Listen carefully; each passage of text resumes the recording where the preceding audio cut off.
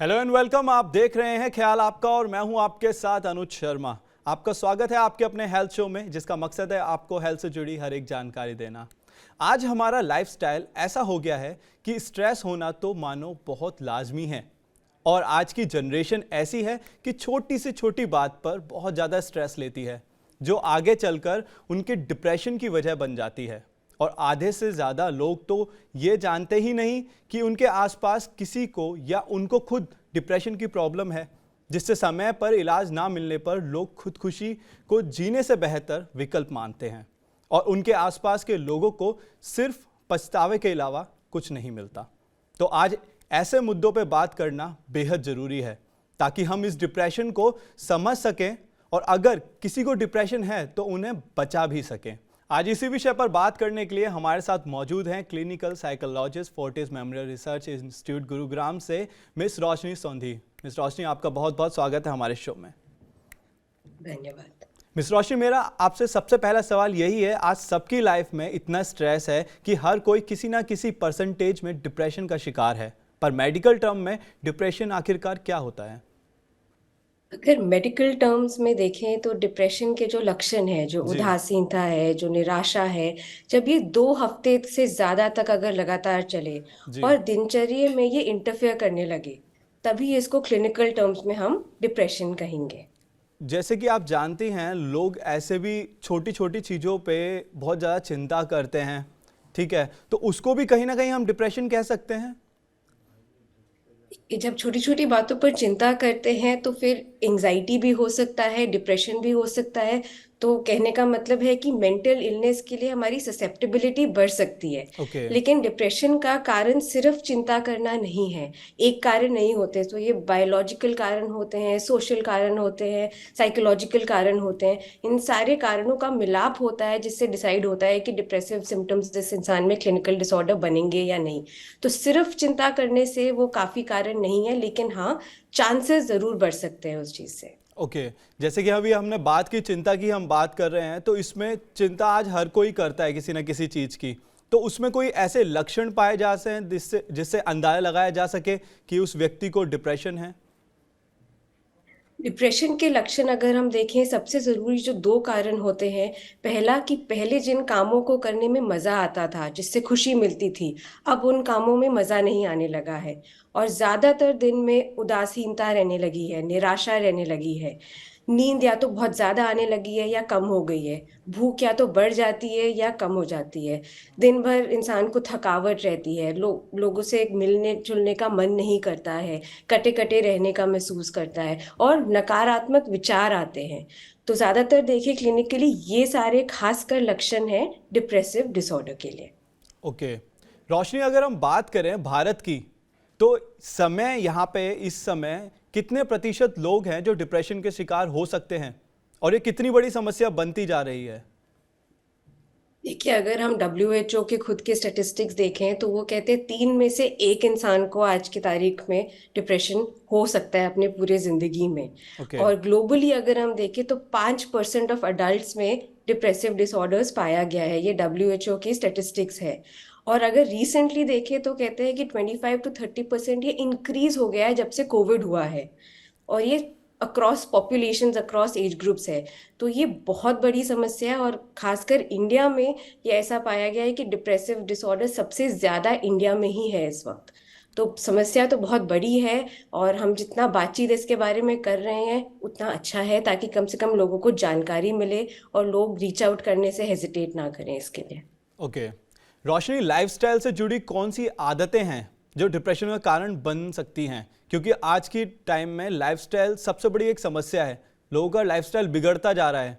तो कौन सी आदतें हैं जो डिप्रेशन का एक कारण बन सकती हैं?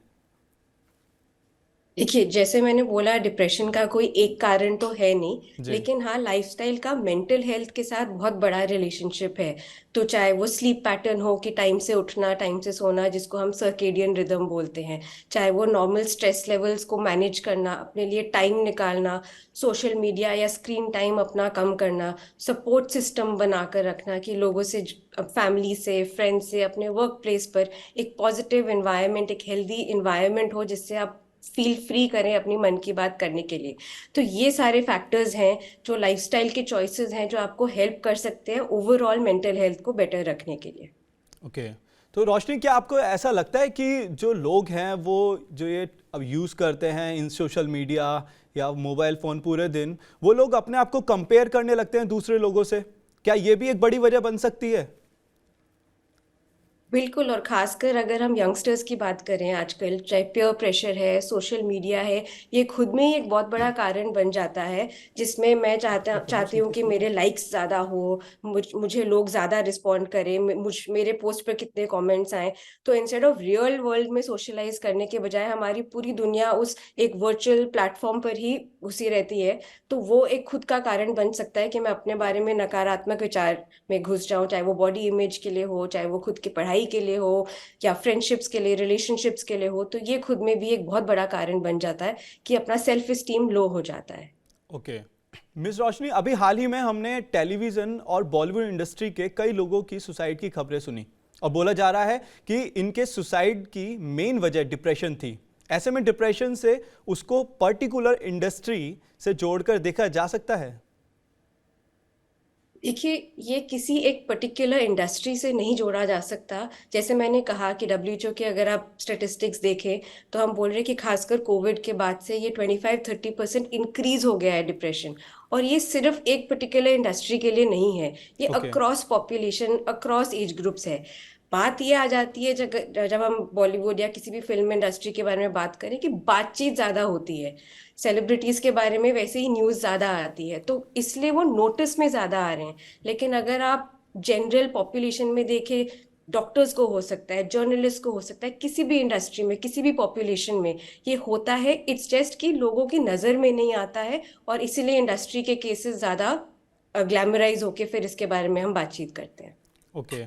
रोशनी, इन मामलों में अगर हम देखें तो 20 से 35 साल के बीच के लोग ज़्यादा थे। तो क्या हमारी यंग जनरेशन को अपनी मेंटल हेल्थ पर ध्यान देने की ज़्यादा ज़रूरत है? बिल्कुल, जैसे मैं बोल रही थी, यंगस्टर्स में, टीनेजर्स में मेंटल हेल्थ, क्योंकि वो एक पर्टिकुलर एज ग्रुप ऐसा है जब इंसान ज़्यादा वल्नरेबल होता है, ज़्यादा इन्फ्लुएंस हो जाता है। तो ओके। चाहे वो सोशल मीडिया हो, चाहे वो अपने रोल मॉडल्स हैं जिनको वो अपने आसपास देख रहे हैं, चाहे वो पीयर प्रेशर है, चाहे वो बाकी, आजकल इतना प्रेशर होता है लाइफ में आगे रेस में फर्स्ट आने के लिए। तो ये सारे जो कारण हैं, ये यंगस्टर्स के लिए स्पेसिफिकली, लेकिन हर एज ग्रुप के लिए भी वैलिड होते हैं। तो उनके लिए ज़्यादा ज़रूरी है, और ये इसीलिए हमारी रिस्पॉन्सिबिलिटी बन जाती है एज अ सोसाइटी कि हम उनके लिए ऐसा एक एनवायरनमेंट प्रिपेयर करके रखें कि वो कंफर्टेबल फील करें रीच आउट करने के लिए, अपने पेरेंट्स से बात करने के लिए, अपने टीचर्स से बात करने के लिए, अपने फ्रेंड्स से बात करने के लिए, या फिर किसी प्रोफेशनल को रीच आउट करने के लिए। तो वो एक सेफ स्पेस क्रिएट करके रखना, ताकि उनको हेजिटेशन ना हो इन चीज़ों के बारे में बातचीत करने के लिए, ये हमारी जिम्मेदारी बन जाती है। आज लोग बात भी करना नहीं चाहते इस डिप्रेशन के बारे में, जो कि एक बहुत बड़ी समस्या बनती जा रही है लोगों के बीच। रोशनी, मैं जानना चाहूँगा कि एक वर्ड है एंजाइटी।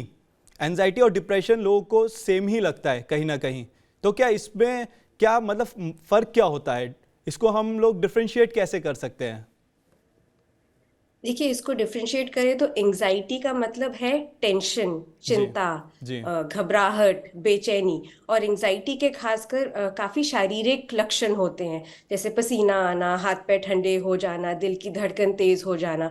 तो ये सारे लक्षण एंजाइटी के होते हैं। और डिप्रेशन में उदासीनता, काम में मजा नहीं आना, निराशहीनता रहना, बार बार नकारात्मक विचार आना खुद के बारे में, फ्यूचर के बारे में, भविष्य के बारे में, लोगों के बारे में, चाहे वो सुसाइडल विचार हो, चाहे वो थकावट हो, लोगों से मिलने का मन नहीं करना।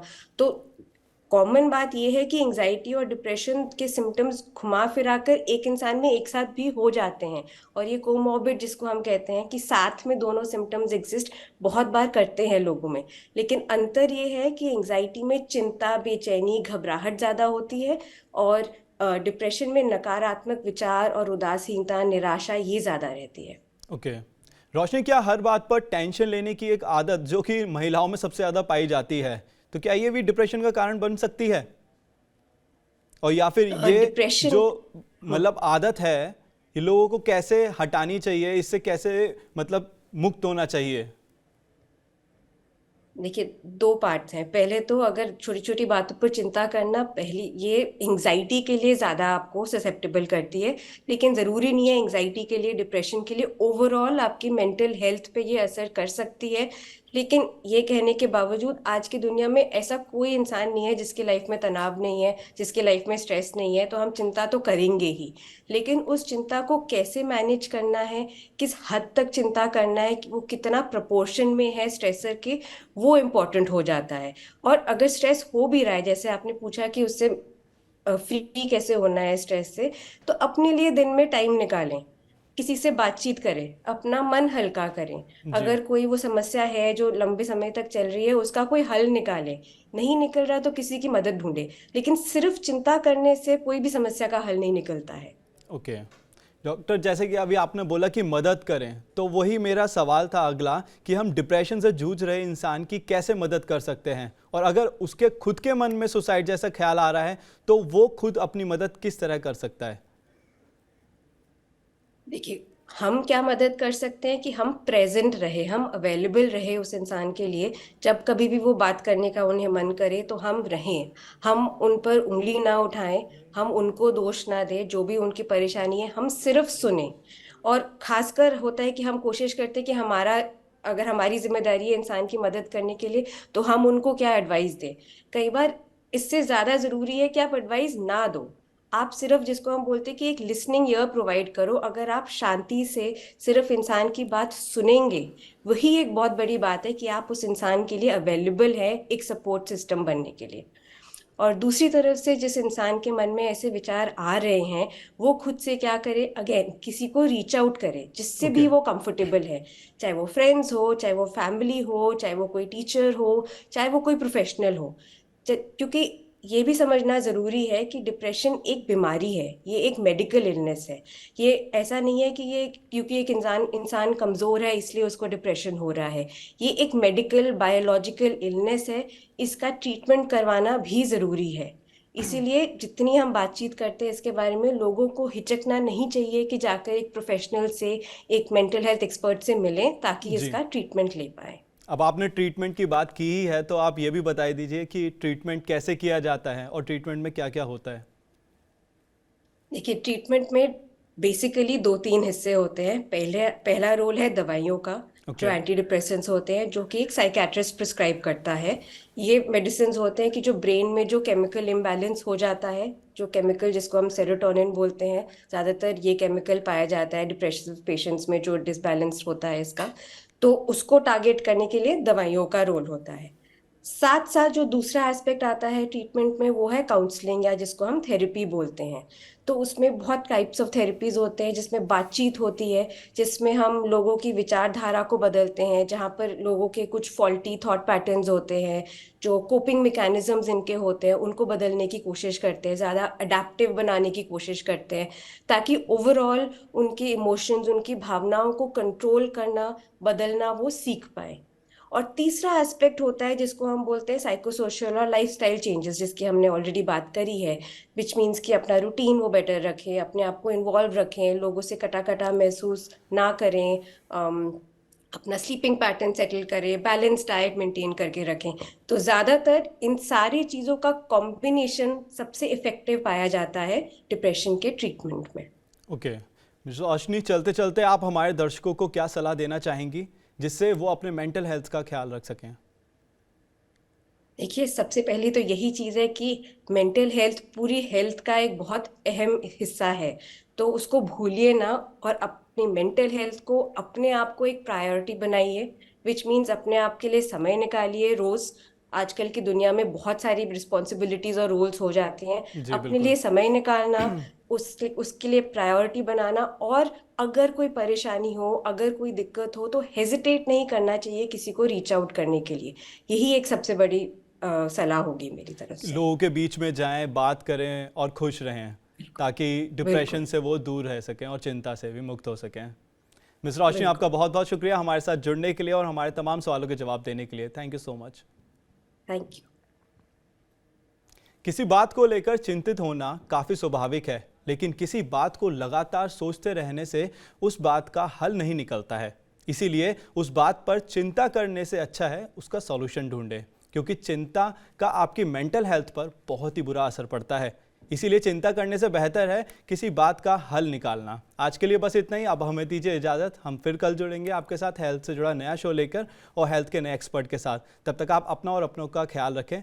चलते चलते हम आपको बताना चाहते हैं TV9 डिजिटल के न्यू इनिशिएटिव TV9 वेन के बारे में। आखिर क्या है ये न्यू इनिशिएटिव, देखते हैं इस छोटी सी वीडियो में। Today, doctors are busier than ever providing care and advice to patients. And the reality is that an average patient now spends much more time in the waiting room than in the doctor's chamber. With such a captive audience, it's time to put their wait time to good use. Introducing TV9 Waiting Area Network that provides premium patient engagement experience through engaging and informative videos. These videos are created keeping in mind an Indian patient seeking medical attention.